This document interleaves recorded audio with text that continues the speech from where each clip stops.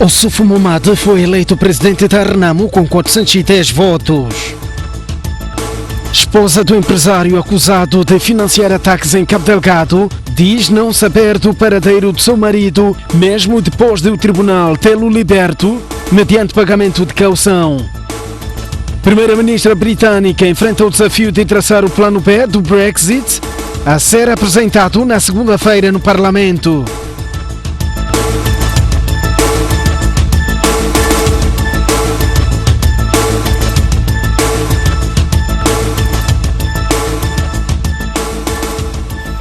Muito boa noite, bem-vindos ao jornal. O general Ossuf Momad foi eleito presidente do partido Renamo na madrugada de hoje. O presidente eleito do maior partido da oposição obteve 410 votos, seguido de Elias Dhlakama, que ficou com 12 votos, e Manuel Bissopo com 7 votos.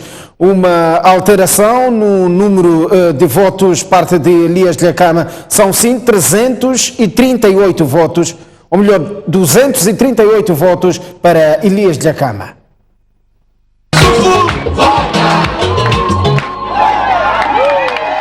Os números que não deixam margem para dúvidas. Ossuf Momad obteve 410 votos, o que corresponde a 61,5%. As palavras que mudam por completo o seu estatuto. Eu, Ossuf Momad, juro por minha honra servir fielmente o Partido Renamo, cumprir e fazer cumprir os estatutos do Partido Renamo no exercício das funções de presidente do partido que me são confiadas pelo presidente do Conselho Jurisdicional. Serra da Corongosa, 17 de janeiro de 2019.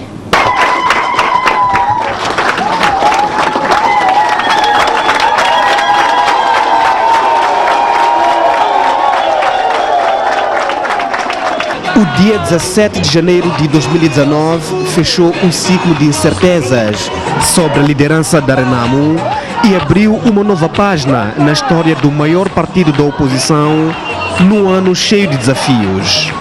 Assumimos o desafio de dirigir os destinos do nosso partido. Mas, como dissemos na nossa campanha, o nosso lema é Renamo Unida, rumo à vitória.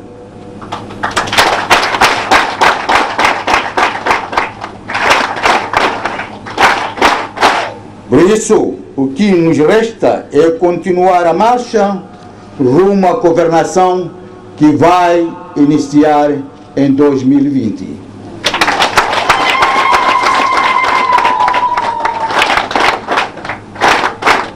Para atingirmos este grande objetivo, precisamos de muito trabalho, muita união e envolvimento de cada membro e simpatizante da nossa família. Ossuf Momad assume a Renamo 8 meses depois da morte de Afonso Dhlakama. Por isso, colocou-se à disposição para continuar com o processo negocial com o Presidente da República, Filipe Nyusi, para o alcance da paz efetiva. Nós, neste momento, estamos perante o memorando de entendimento e o nosso compromisso é a paz. O nosso compromisso é de o povo moçambicano ter a paz. Vamos dar continuidade com esse compromisso, porque é um compromisso que nós assumimos desde a primeira hora. E na altura que nós fomos eleitos na beira, prometemos o país ao mundo que iríamos dar continuidade sem tirarmos nenhuma vírgula aquilo que foi o compromisso assumido pelo nosso saudoso presidente. O que fica por saber é se Ossuf Momad será ou não candidato da Renamo para as eleições gerais de outubro próximo.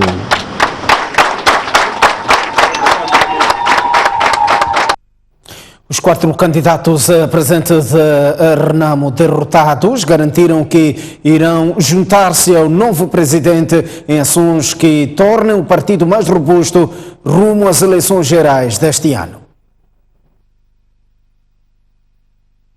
A Renamo deve ser una e indivisível.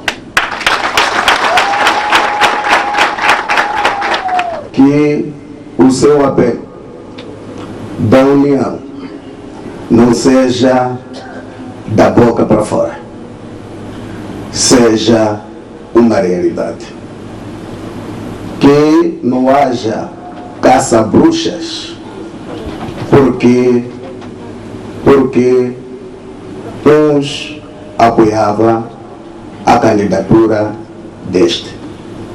Nós queremos conquistar o poder em 2019. Aliás, já estamos em 2019, em outubro deste ano. Enquanto não houver união, não podemos alcançar. Nós queremos que, desde já, se esqueça aquilo que foi. Eu não considero adversário de ninguém. Bom, mensagem de encorajamento, e nós estamos para completar o sucesso do grupo, o sucesso do partido. Eu sinto que fizemos um grande exercício democrático, que produziu um presidente, um general de carreira, e sabe que o Renamo é um partido político que tem sua história. E sentimos que este congresso veio galvanizar, veio testemunhar que de facto o trabalho do saudoso presidente vai dar continuidade, que é de instalar uma democracia efetiva aqui em Moçambique. Eu, como secretário-geral, sinto que o trabalho feito produziu resultados. A união, sim, porque é importante. O partido são pessoas, essas pessoas em algum momento têm que estar juntas para a mesma causa. Saímos daqui todos vitoriosos e muito mais fortalecidos, imbuídos naquilo que são os ideais do falecido presidente Afonso Dhlakama. Em relação ao presidente eleito, o que nós deixamos como a humilde candidatura neste processo era que aposte mais na formação de quadros para que Renamo encontre a sua afirmação no saber, no conhecimento, no modernismo e, acima de tudo, muita coesão e união na família Renamo. Muito obrigado. Em primeiro lugar, o presidente eleito deve unificar a família Renamo, porque depois da morte do presidente da Renamo, as pessoas ficaram um pouco fragilizadas e muitos dos membros ficaram-se um pouco indecisos. Quem será o novo presidente? Será que esse novo presidente poderá levar avante este grandioso barco que é a Resistência Nacional Moçambicana?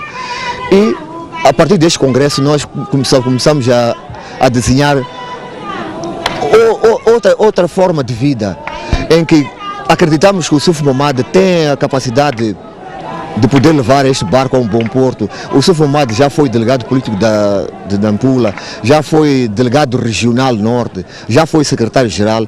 Quer dizer, o Ossuf Momad tem uma bagagem em termos políticos que pode muito bem levar a Renamo à vitória, neste caso nas próximas eleições que já se avizinham no dia 15 de outubro.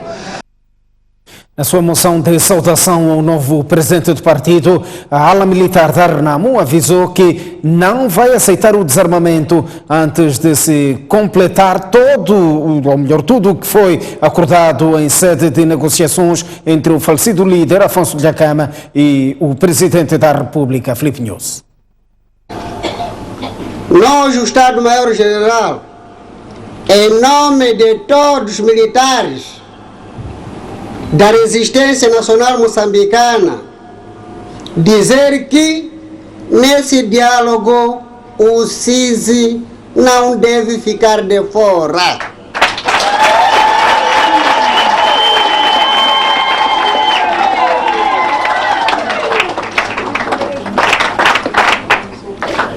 Se a Frelimo quer paz, que aceite tudo e tudo mesmo o que foi acordado entre o nosso saudoso presidente Afonso Macaco Marcelo Jacama e o presidente da República.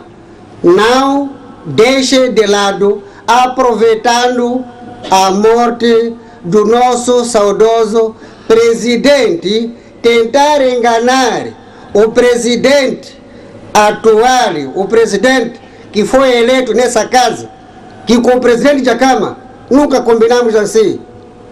As consequências, os problemas não vão acabar.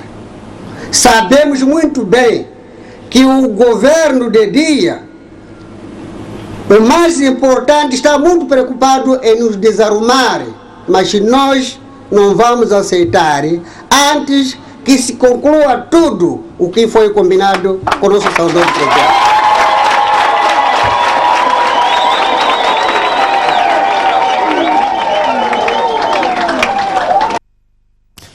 Membros da Renamo que participaram do 6º Congresso do Partido desafiaram o novo presidente a seguir os ideais de Afonso Jacama, a ser uma figura aglutinatória no seio da perdiz e a seguir à risca o processo de negociações rumo à construção de uma paz efetiva e a preparar o partido para as eleições de outubro deste ano.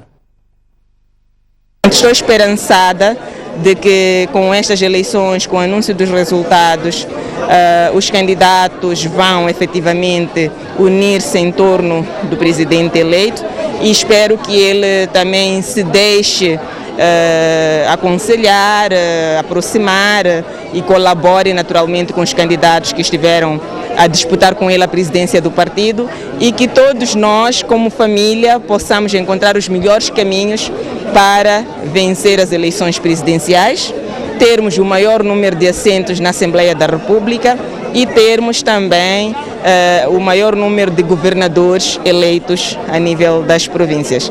Primeira unidade. Tem que congregar todas as forças, exercemos a democracia interna e quando se exerce a democracia é sempre difícil, né? Não é fácil. Então, mas foi um exercício bom, muito bom. Exercemos a democracia interna. Agora o que resta, o primeiro desafio do presidente é congregar todos os membros para a unidade, chamá-los a si para o trabalho e fazer tudo por tudo para consolidar essa paz. Primeiro sedimentar e depois consolidar essa paz. Nós estamos num período de trégua, não podemos viver eternamente no período de trégua. É preciso avançar-se para uma paz definitiva, uma paz perene. Isso é que nós queremos, isso é que todo o povo quer. Então, não, continuar com o trabalho que foi iniciado. Obviamente este não é um assunto simples. As questões militares são questões bastante sensíveis e de certa forma complicadas. E a pressa, como se diz, não é muito amiga da perfeição. Então é preciso se dar tempo ao tempo para que os processos sigam passos sólidos, mesmo que sejam lentos, mas que sigam passos sólidos. A expectativa é que de facto o processo ande mais rápido daqui para frente. Foi um momento de unidade, foi um momento de franqueza, foi um momento de abertura, de discussão franca sobre os caminhos que cada congressista queria que este partido tomasse. Portanto, o que nós esperamos é um partido mais unido, um partido que constitua de facto a alternativa. Que o Ossuf Momad, um Ossuf Momad que sabe ouvir, um Ossuf Momad que consegue ser inclusivo, que une a família da Renamo e responda aos anseios do povo moçambicano, que traga a esperança para que passe a ser a voz daqueles que não têm voz.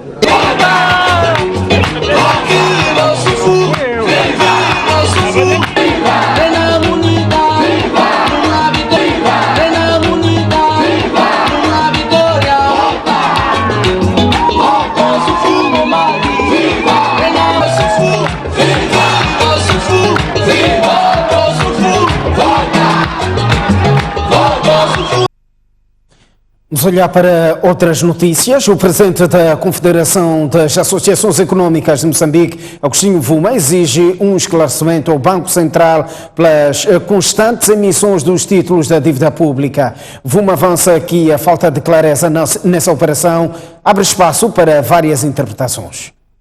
Foi quando da visita esta quinta-feira à Câmara dos Despachantes Aduaneiros de Moçambique que o presidente da CTA, Agostinho Vuma, deixou ficar a sua indignação com a recente emissão dos bilhetes do Tesouro por parte do Banco Central para financiar o déficit das contas públicas. Não há clareza qual é o propósito, tanto da emissão dos bilhetes de tesouros. O que nós defendemos como CTA, primeiro, é que haja separação dos títulos para entendermos os propósitos e não agitarmos o mercado com o endividamento que pode não ser. Para Vuma, o setor privado é que sai a perder nesse tipo de operações. Falamos de cerca de 3 mil empresas que saíram do mercado porque não tinham dinheiro para reinvestir. O efeito nefasto da emissão dos bilhetes de tesouro sugam a massa financeira, cria um privilégio para a banca comercial em emprestar dinheiro ao Estado em detrimento do setor privado. À margem da polémica, a Câmara dos Despachantes Aduaneiros de Moçambique, na voz do seu presidente, Dickson Chongo, destacou alguns avanços no ambiente de negócios, mercê das reformas em curso. Reduzimos de um tempo de desembaraço de 21 dias para cerca de 48 horas, mas mesmo assim ainda continuamos com um grande desafio porque partes envolventes neste processo de desembaraço ainda não estão dentro do sistema, muitas delas são agências do Estado. Contudo, os homens de negócios defenderam o alargamento do uso da janela única eletrónica para maior facilitação do comércio. A polícia neutralizou na cidade de Chimoio 3 integrantes de uma suposta quadrilha que se dedicava a assaltos com recurso a instrumentos contundentes. Disseram que queremos dinheiro, disse que dinheiro não tenho, dá lá o telefone. Eu tirei o telefone que tinha, quando que perguntavam tudo isso, outro estava ali a me catanar. É a declaração de quem no último domingo parou no leito hospitalar após ter sido roubado todos os bens e agredido com recurso a uma katana. A PRM lançou as suas linhas operativas e 5 dias depois, ou seja, esta quinta-feira apresentou 3 supostos integrantes do temível grupo apelidado por Homens Katana. O presumível cabecilha do grupo, que na sua posse foram apreendidos estes instrumentos contundentes e eletrodomésticos, fruto do roubo, confessa o crime. Esse instrumento é para cortar aquele cadeado. Depois de cortar, é só abrir grade e porta, depois entrar dentro. Roubas há quanto tempo? Estou a fazer quase desde 2015. Além de roubar, vocês catanam as pessoas. Costumam catanar com que objetivo já agora, depois de roubarem? Catanar, na verdade, essa katana que está aí nunca catanou pessoas, só assustar isso. A polícia, cujo trabalho de patrulhamento noturno ao nível dos bairros periféricos em Chimoio tem sido bastante questionado pelos munícipes, acredita que o grupo possa ter mais integrantes, daí que apela para a denúncia de possíveis suspeitos. Em resultado desta experiência, podemos aqui constatar que há necessidade da comunidade ficar mais vigilante, sim, ela já está, mas já há esta necessidade de incrementar este nível de vigilância e denunciar mais, em razão desta experiência particular aqui. A antiga porta-voz do Serviço Nacional de Imigração, Cira Fernandes, está a ser investigada sobre o seu envolvimento no caso dos 43 nigerianos encontrados na China com passaportes biométricos moçambicanos. Enquanto isso, corre um processo administrativo contra a indiciada. Depende muito daquilo que vai ser o posicionamento do processo criminal. O porta-voz do Serviço Nacional de Imigração disse esta quinta-feira que os 43 nigerianos detidos no ano passado na China, com passaportes biométricos moçambicanos, indiciados de tráfico de droga e de pessoas, correm os seus trâmites legais na Procuradoria. Esse processo está a ocorrer na Procuradoria-Geral da República. E está a ser feito um trabalho por via da Procuradoria-Geral da República e como sendo matéria processual em fase de instrução, o Senam não pode entrar em detalhes, a não ser a própria Procuradoria a abordar o assunto. Quanto às acusações que pesam sobre a antiga porta-voz do Serviço Nacional de Imigração, Cira Fernandes, Celestino Matsin revelou à STV que corre um processo administrativo e, enquanto isso, a indiciada encontra-se a trabalhar. Bom, o processo, como é sabido, já não está nas mãos da migração, não está a ocorrer nos termos na instituição migração. está a correr os seus trâmites no Cernic, pelo que qualquer desenvolvimento só poderá ser obtido no próprio Cernic. Agora, em termos administrativos, está a ser levado a cabo um trabalho com vista à responsabilização disciplinar. O Sename revelou esta quinta-feira que deteve uma cidadã de nacionalidade etíope por posse de DIR falso quando a mesma tentava entrar no país através do posto de travessia de Mavalá na cidade de Maputo, vindo da Etiópia. Na ocasião, a referida imigrante disse ter obtido o DIR na Etiópia e que vinha à República de Moçambique pela primeira vez. 122 pessoas morreram no ano passado em acidentes envolvendo motocicletas na província de Nampula. O excesso de velocidade, transporte de mais de 2 passageiros e sem uso de capacetes são apontadas como as principais causas que concorrem para o crescente número de óbitos. Os motociclistas são considerados os principais autores dos acidentes que ocorrem na via pública.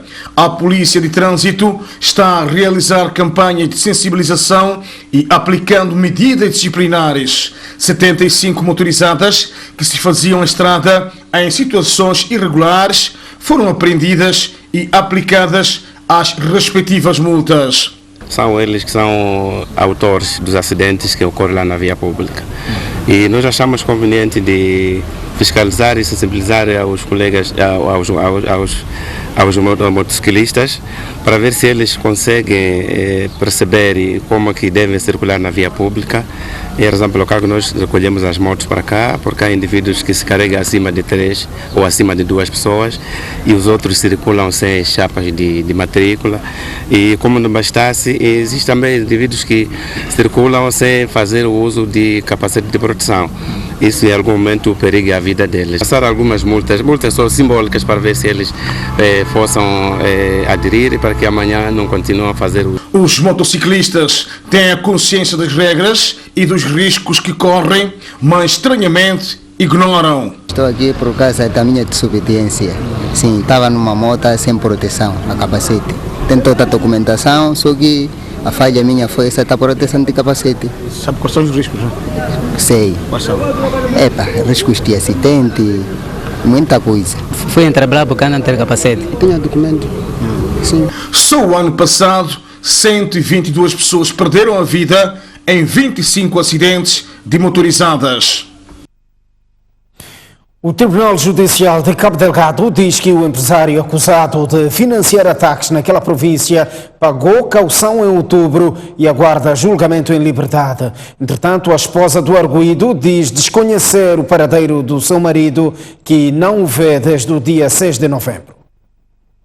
Duas versões sobre o mesmo assunto. O empresário detido em Cabo Delgado, acusado de financiar os ataques, terá sido restituído à liberdade depois do pagamento de caução, segundo defende o Tribunal Judicial da província.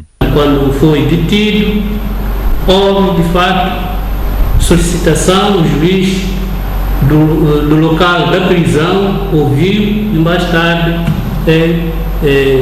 foi fixada a caução e tem sido pago emitir esses mandatos de soltura deste cidadão. Neste momento, o que eu estou a dizer é que ele está em liberdade sob o pagamento de caução.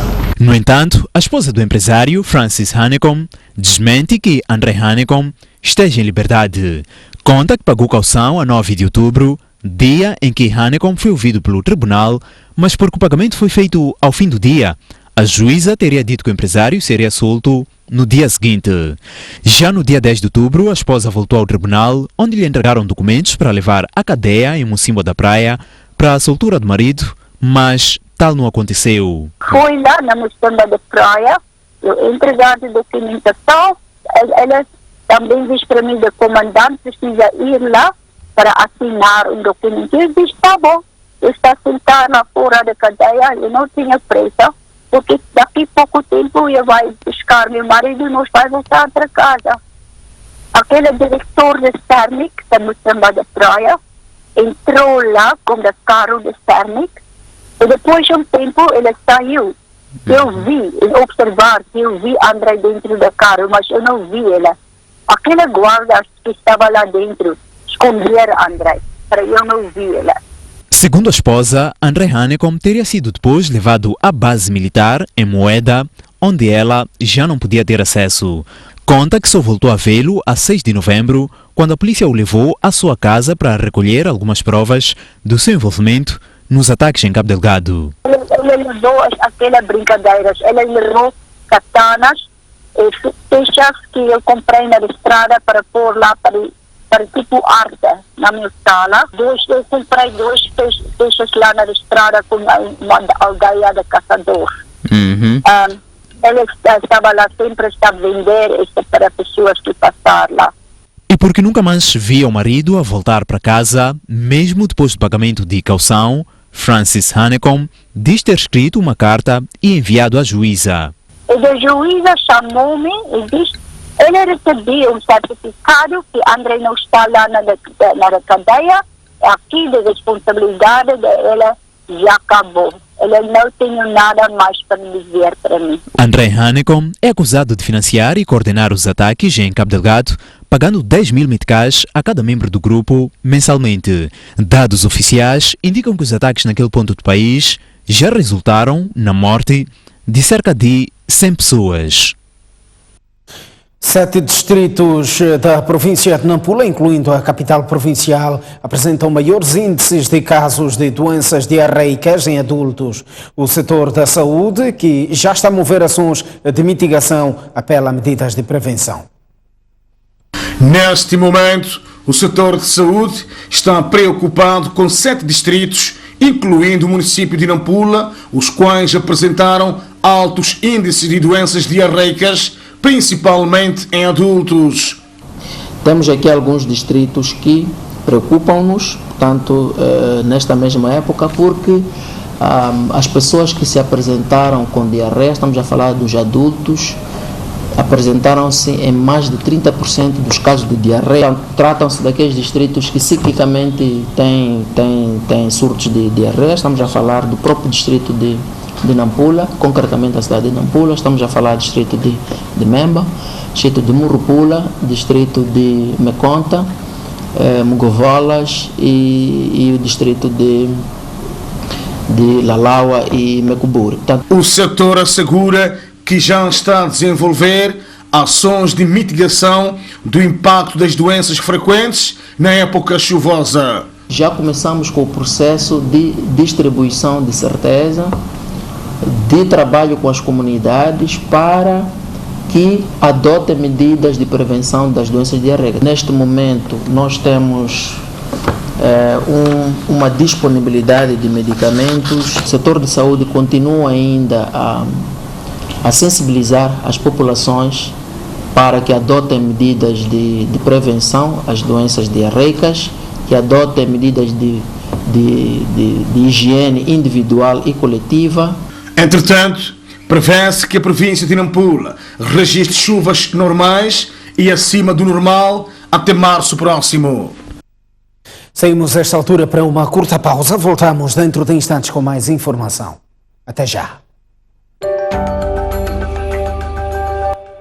Muito boa noite, uma vez mais estamos de volta ao jornal. O país vai continuar a gastar cerca de $1.500.000 norte-americanos mensais para a importação do gás de cozinha, apesar da introdução do novo importador, de acordo com a importadora moçambicana de petróleo.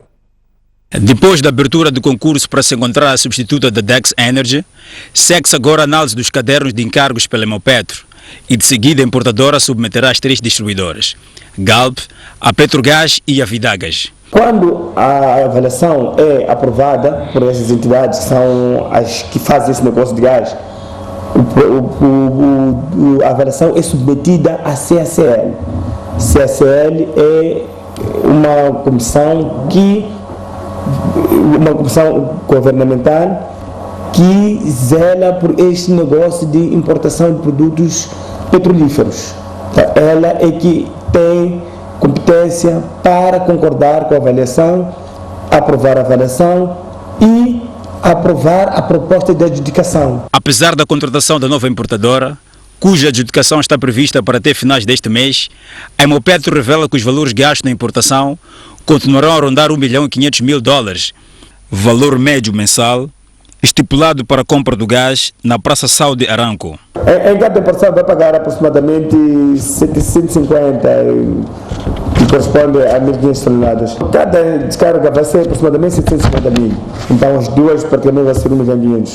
Dentre os candidatos à importadora do gás doméstico, a empresa Petrodec apresentou a proposta mais alta do prêmio por tonelada métrica e a Glencore a menor, mas participam do processo a Geogás e a empresa Sahara. Alimentar os 10 mil milhões de pessoas do planeta em 2050 só será possível reduzindo para metade o consumo de carne vermelha e açúcares e duplicando o consumo de legumes e fruta. A mudança para o consumo de alimentos mais saudáveis também vai evitar a morte prematura de 11 milhões de pessoas por ano, reduzindo a morte de adultos entre 19% e 23,6%. A chamada de atenção vem de um diagnóstico divulgado esta quinta-feira, que faz parte de um relatório de uma comissão de especialistas da revista científica Lancet, segundo o qual o planeta não terá capacidade de alimentar tantas pessoas sem uma transformação dos hábitos alimentares. Essa transformação passa por uma melhoria na produção e uma redução do desperdício. E o consumo de alimentos mais saudáveis também vai evitar a morte prematura de 11 milhões de pessoas em cada ano, reduzindo a morte de adultos entre 19% e 23,6%, de acordo com o relatório da Lancet.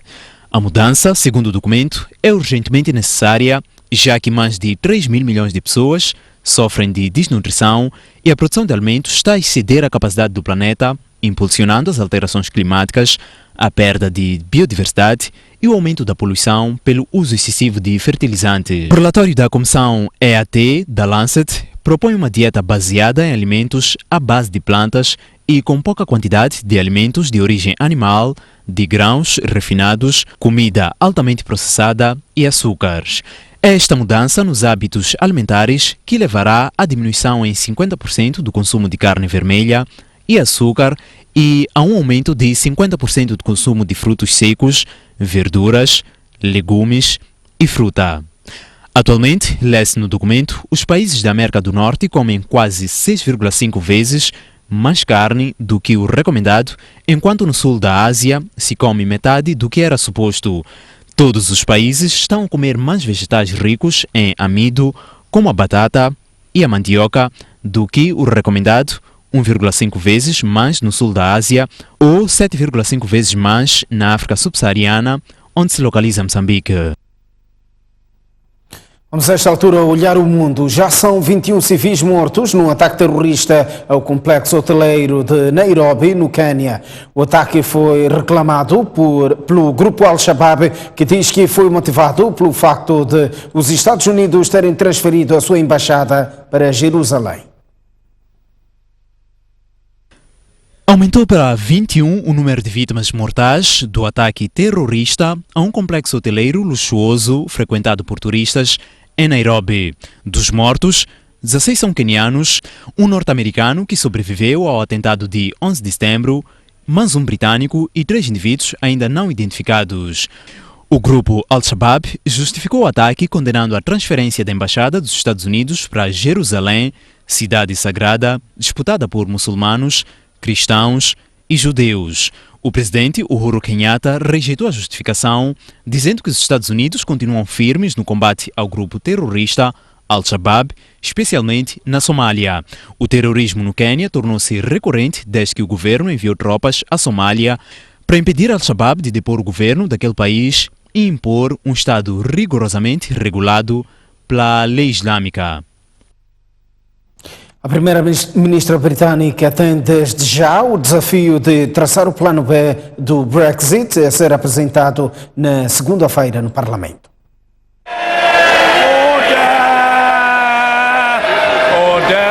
Theresa May pode ter perdido o apoio parlamentar sobre o seu projeto de Brexit, mas continua a usufruir do voto de confiança dos deputados. Esta quarta-feira, a primeira-ministra sobreviveu à moção de censura conduzida pela oposição, com uma diferença de 19 votos a favor. Sendo assim, May tem menos de 4 dias para apresentar o plano B do Brexit ao Parlamento após a reprovação da primeira tentativa de saída do Reino Unido da União Europeia.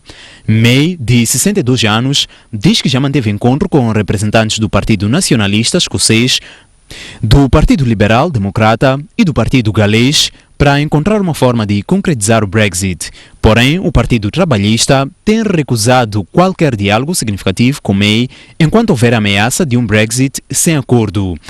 A chefe do executivo britânico apela para todos os legisladores apertarem-se dos interesses pessoais e encontrar meios de cumprir a vontade democrática dos 52% dos britânicos que votaram no Brexit. O ex-presidente de Costa do Marfim, Laurent Gbagbo, continua sob custódia do Tribunal Penal Internacional, mesmo após a retirada de todas as acusações que pesavam sobre si. Os promotores receiam que Gbagbo possa assumir definitivamente do processo ainda em curso. Após 7 anos sob custódia do Tribunal Penal Internacional, o ex-presidente de Costa do Marfim, Laurent Gbagbo, foi absolvido esta terça-feira de todas as acusações de crime contra a humanidade que pesavam sobre si. Contudo, Gbagbo está proibido de deixar o tribunal e voltar para a Costa de Marfim, devido ao recurso interposto pelos promotores da acusação. Os promotores entendem que, uma vez liberto, Gbagbo poderá não mais retornar ao tribunal para responder a um possível inquérito. Os juízes ainda estão a deliberar sobre o assunto. Gbagbo era acusado de ser responsável pela morte de cerca de 3.000 pessoas em 2010, quando negou ceder o poder ao candidato vencedor. Há riscos de que Gbagbo seja detido no Costa de Marfim, onde é também acusado de ter desviado fundos do Banco Central. Mais um intervalo à vista, mas antes o está tempo para as principais cidades moçambicanas. A capital do país amanhã irá registrar uma máxima de 33 graus e uma mínima de 24, 30 graus de máxima para Xai-Xai e 24 de mínima. Inhambane irá registrar uma máxima de 30 graus e uma mínima de 25. No centro do país, 33 de máxima para Tete e 25 de mínima, 31 graus de máxima para Chimoio e 20 de mínima. Beira, 34 de máxima e 22 de mínima, 34 graus de máxima para Quilimane e 25 de mínima. Alteração para Tete, 33 graus de máxima e 22 de mínima. No norte do país, 27 graus de máxima para Lixinga e 17 de mínima, 31 graus de máxima para Pemba e 23 de mínima, 33 graus de máxima para Nampula e 23 de mínima. Até já. Estamos de volta ao jornal e a esta altura para olhar para o desporto. A Liga Desportiva de Maputo já trabalha com vista à época futebolística 2019, há 2 semanas. Neste momento conta com cerca de 30 jogadores que procuram a sua sorte no alinhamento final.